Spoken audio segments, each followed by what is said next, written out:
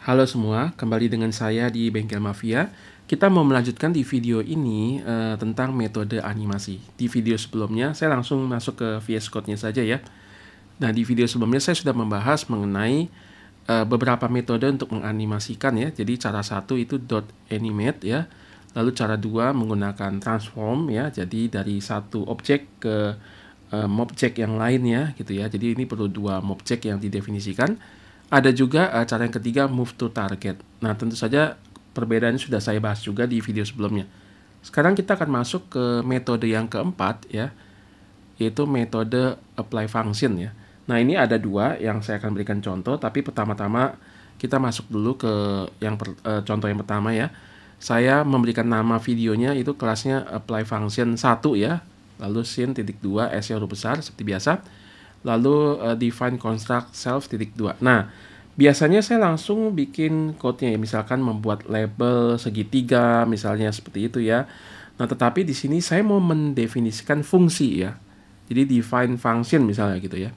Di mana fungsi ini adalah suatu operasi tertentu ya, suatu perintah tertentu yang saya bisa panggil berulang-ulang untuk misalkan suatu mobject atau mobject yang lain ya, saya ingin lakukan suatu operasi yang sama, maka dengan demikian saya bisa gunakan fungsi ini ya. Jadi misalkan define di sini saya kasih nama fungsi, ini macam-macam lah ya, mau dalam bahasa Inggris function atau apa terserah. Saya namanya ini fungsi ya. Lalu kemudian di dalamnya ini ya saya namakan misalkan terserah ya.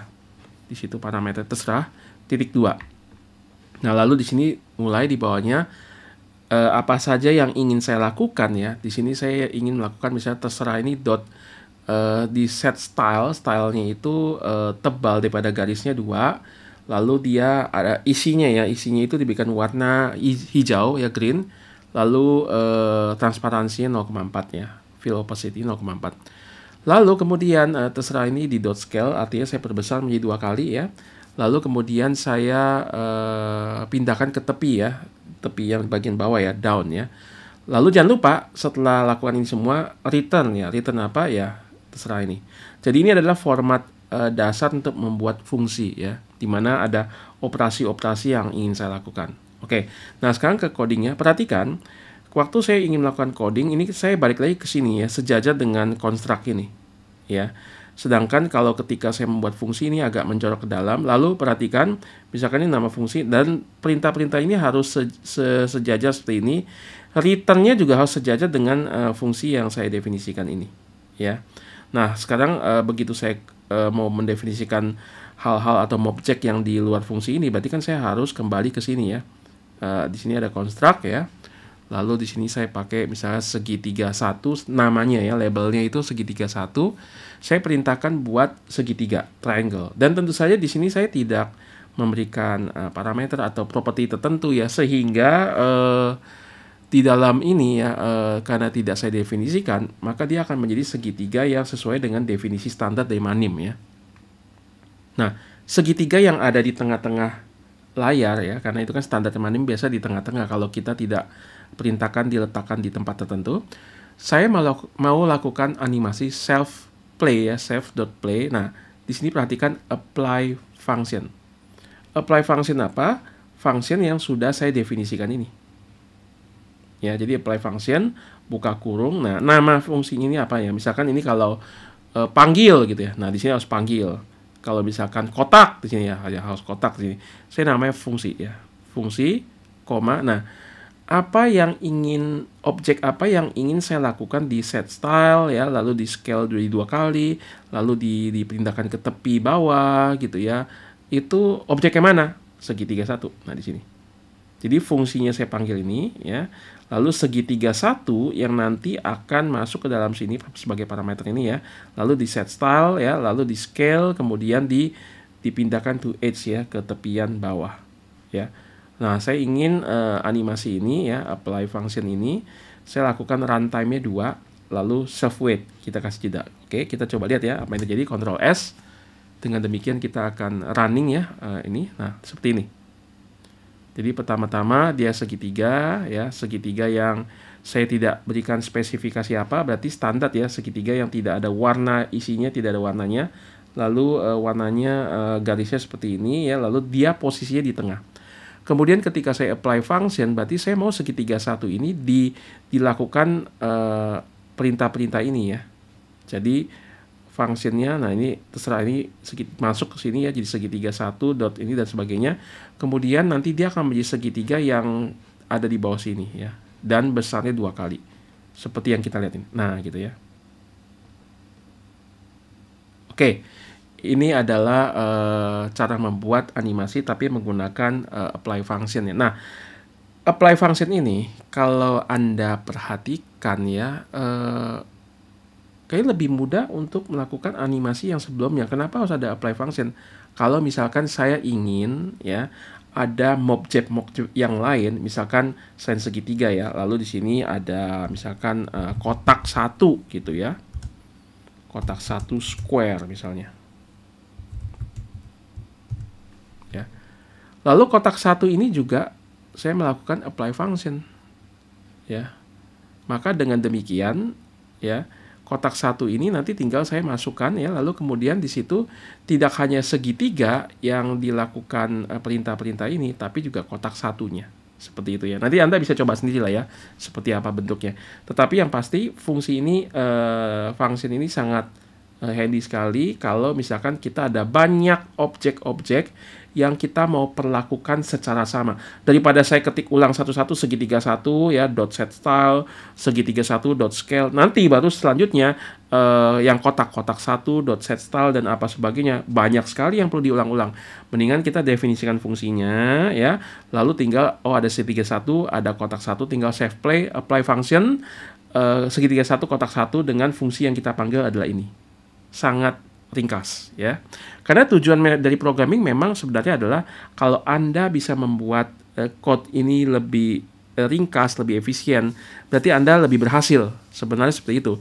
Ya sebenarnya kalau bisa animasi jalan gitu ya, nggak apa-apa juga ya. Tapi kadang-kadang kan panjang sekali code-nya ya. Berarti kan mungkin cara pikir kita terlalu rumit ya. Tapi sebenarnya ada tools-tools yang bisa menghemat penulisan kita. Nah, usahakan seperti itu. Saya pun masih tetap latihan untuk hal-hal semacam itu. Oke, ini saya hapus lagi ya. Saya kembali ke yang awal tadi. Oke. Sekarang kita masuk ke contoh yang kedua. Nah, namanya saya berikan nama kelasnya ini apply function 2 ya. Jadi nama video yang akan di-generate adalah ini.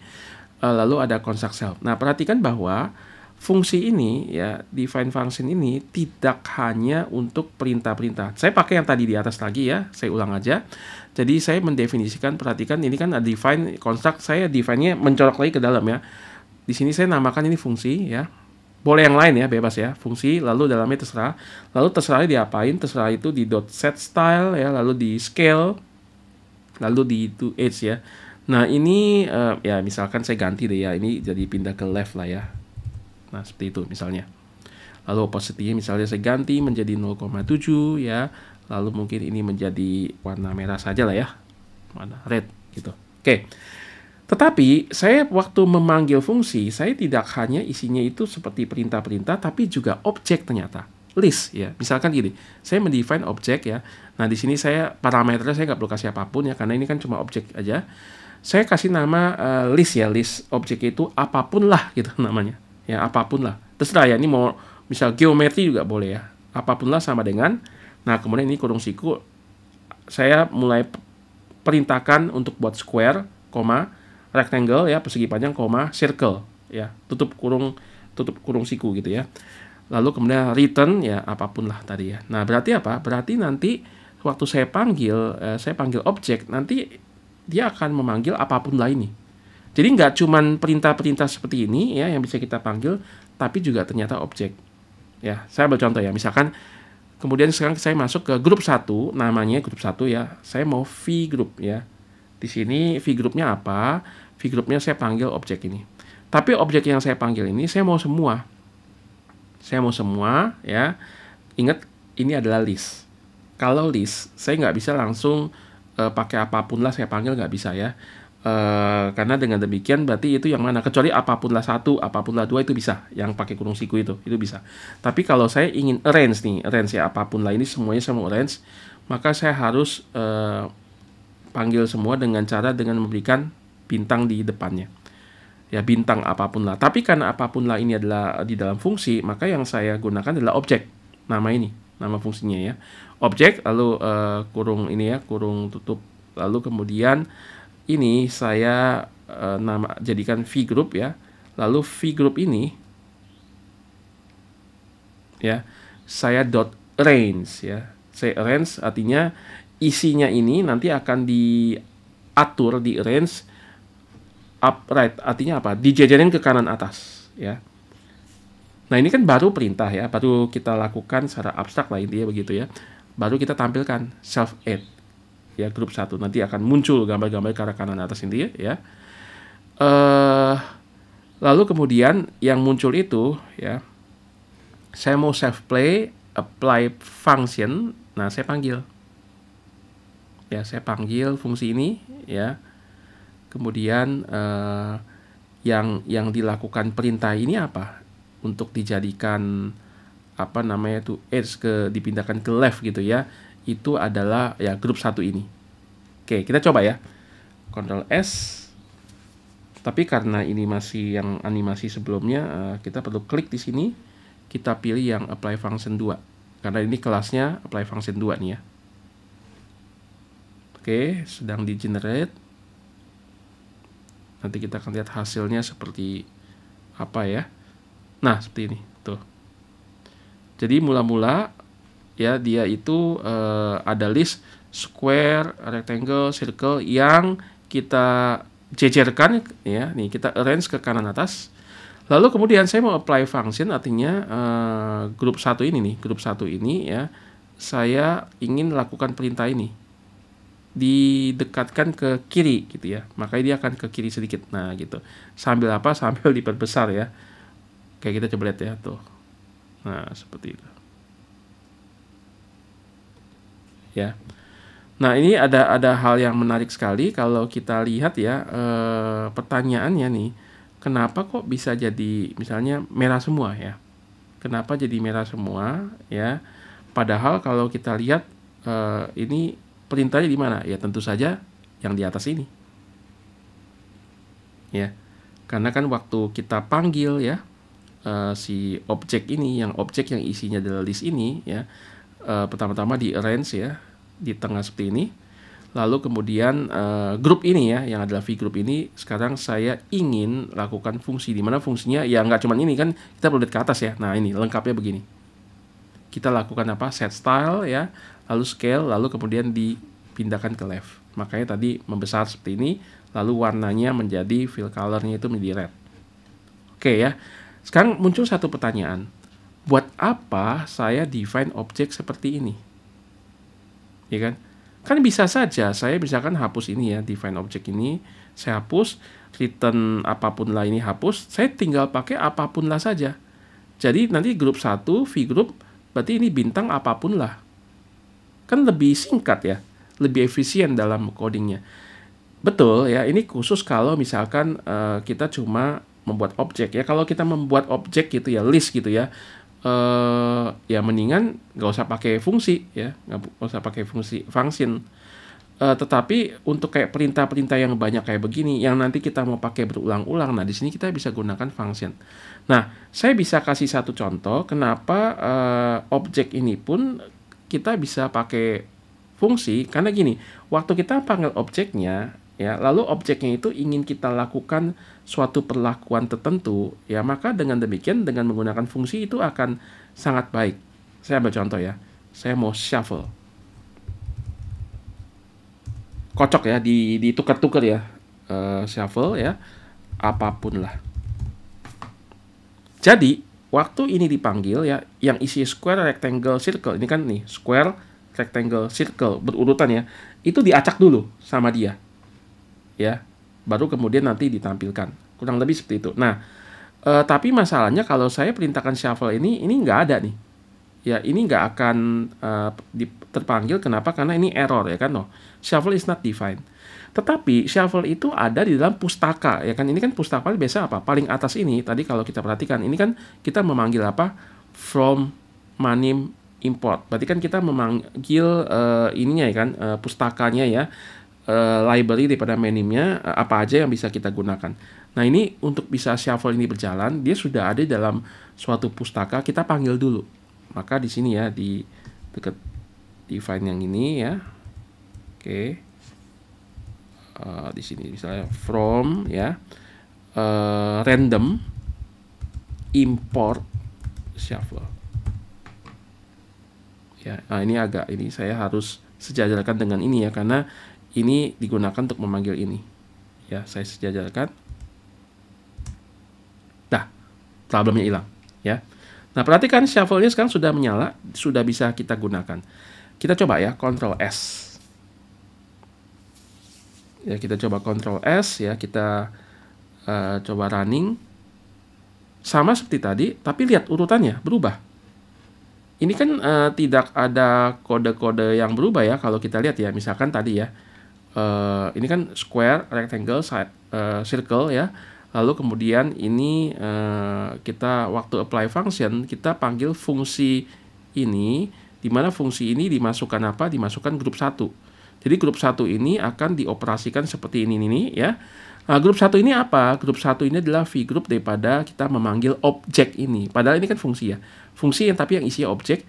Nah, perhatikan objeknya di shuffle ya, dikocok gitu ya. Jadi yang tadinya square ya, rectangle, circle, setelah dibikin random gitu ya, urutannya sekarang berubah, bukan lagi square tapi ini rectangle, lalu square, lalu circle.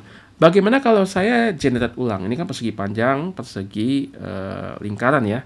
Kalau misalkan kita Ctrl S kembali ya, tentu saja nanti kan ini akan running lagi. Ya, ini masih sama. Oke, kita coba Ctrl S lagi ya. Ini masih running, bentar ya. Masih belum selesai. Tuh, berubah lagi ya. Jadi urutannya nggak sama lagi, bukan square, rectangle, circle, bahkan bukan yang tadi rectangle, square, circle, tapi sekarang square, circle, rectangle ya. Jadi berubah ya. Kenapa? Karena ada fungsi ini, ada perintah ini ya. Jadi kalau misalkan hanya objek saja ya, yang nggak perlu lah pakai fungsi gitu ya. Karena tinggal kalau kita mau panggil langsung aja pakai apapun lah langsung di sini ya. Tapi kalau misalkan saya ingin objek itu kita perlakukan khusus, ada sesuatu operasi yang kita lakukan gitu ya.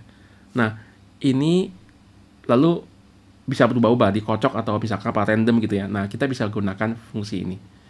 Ini sangat handy sekali nanti kalau kita mau membuat animasi permutasi, kombinasi ya, angkanya yang dibolak-balik ya. Lalu kita tinggal call aja fungsinya. Nah, bisa gunakan bentuk seperti ini. Oke ya. Tapi sekali lagi shuffle ini belum ada di sini ya. Kalau bisa maka kita harus panggil menggunakan bentuk ini. Oke. Saya kira sampai di sini ya untuk metode animasi ya. Jadi kita bisa menggunakan apply function. Sampai jumpa.